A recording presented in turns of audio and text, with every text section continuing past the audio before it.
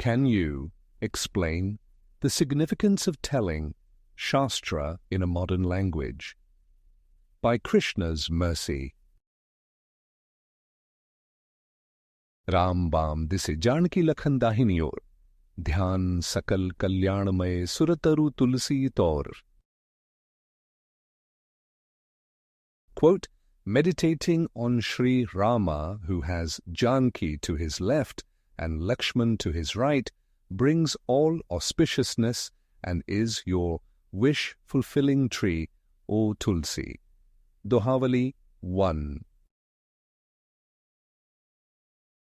Growing up, I heard a lot of praise for saintly people of the Vedic tradition, particularly those of more recent times, appearing, say, within the last 500 years. The spark of the appreciation, if you will, often relates to literature. You see, these saints decided to describe ancient truths, which often come across as esoteric, in a language of the modern day. They could be speaking in the language of a specific region, for instance. In the case of His Divine Grace A.C. Bhaktivedanta, Swami Prabhupada, the explanations are in a language that otherwise has no connection to Vedic culture. In other words, the concepts are new to the people reading. They are hearing about them for the first time. Someone like Goswami Tulsidas receives praise for retelling the story of Shri Rama in the Hindi language. His Ramcharitmans is like the principal scriptural text within the Hindi category. Can you further elaborate as to what is so special about such a presentation? Why is not the original Sanskrit enough? Why do people feel the need to translate, to repurpose, to present in a different way? What is to be gained? As Sri Krishna himself once asked Nanda Maharaj, Kim Phalam, what is the resulting fruit? Taking the last question first, the phalam is always the same. The saintly person who is an ocean of mercy and compassion wants people to be happy. That is the reason they follow bhakti yoga, snatan dharma, religious life, or whatever you wish to call it. There may be a different cause on the surface in the external sense through the narrative of the life experience, but at the foundation is a desire for happiness, pleasure, and bliss. The Sanskrit word is ananda. Katyatam mipit koyam sambhramo vaupagat kin phalam kasya voddesh kenva sadhyate mak.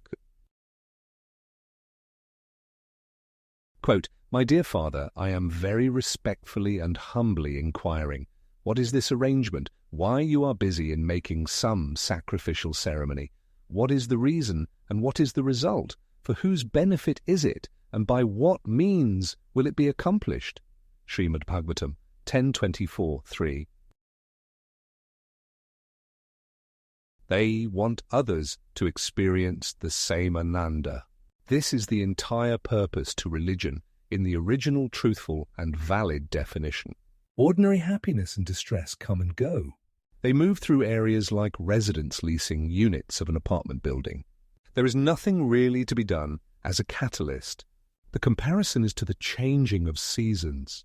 We do not have to place a call with an administrator to bring about the end of summer.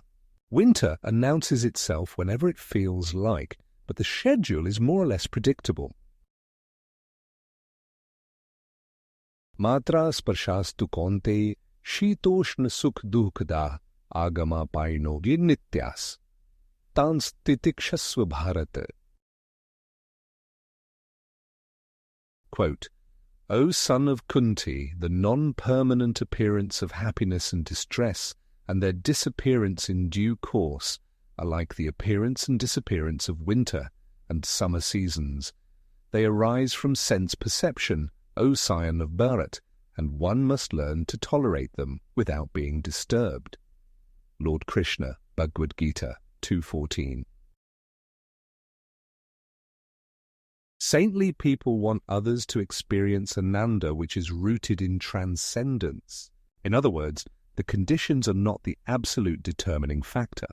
This means that the ananda can be reached by a man or a woman, by a child or an adult, by a day labourer and a respected administrator, from the early stages of life to the very last breath. The potential is there, but conditions which are ever-changing might create new challenges. One of those challenges is language. The Vedas are sound in origin. They are hymns in praise of higher powers. These hymns are knowledge. If written down, the corresponding script is Devanagari. The literal translation to this word is city of the gods. This means that the script itself is divine in nature. The decoded script, when spoken out loud or repeated within the mind, is known as the language called Sanskrit. This presents a challenge in the modern day, as this language is not used in general conversation. Moreover, as an experiment, have someone try to at least pronounce the words. Even if the original characters are transliterated in a way that a person of a specific area can at least produce the sounds, the process is exhausting. It would be like taking a sentence in English, removing the spaces in between words, and also reconfiguring some of the letters based on what appears immediately before and after. To pronounce such words would be a chore, and what to speak of trying to understand what is being spoken. Meanwhile, when Tulsidas takes the same concepts but presents them in Hindi, the bottom falls out of the complexity level. Someone who has never spoken or heard Hindi can at least produce the sounds. They see that the terms are separate and individual. They can be analyzed alone and then taken all together to get a meaning to the verse. This is a significant milestone to achieve, especially for someone who would otherwise be shut out. The original language presents something like a barrier based on the degradation in culture over time and the lack of patience to sit without distraction and deliberate fully. Any person can now access the sacred story of Shri Rama, who is an avatara of Vishnu, who is the supreme personality of Godhead. Any person can access something which took place thousands of years ago, but which has timeless relevance. The first verse from the Dohavali describes a system of meditation. Consider Shri Rama, his wife Sita, and his younger brother Lakshmana. Just meditate on that image. Understand that every kind of auspicious activity recommended for you by your family, by your friends, by your community, by respected individuals, can be immediately met through this meditation. It is almost like the saint is revealing a hidden secret, a way to find happiness without intense struggle. How can such kindness ever be sufficiently repaid? In closing, from potency of words to say how ever sufficiently to repay. Instead, towards Sanskrit to proceed, taken from local language indeed. What the world struggling to find, resting comfortably in the mind.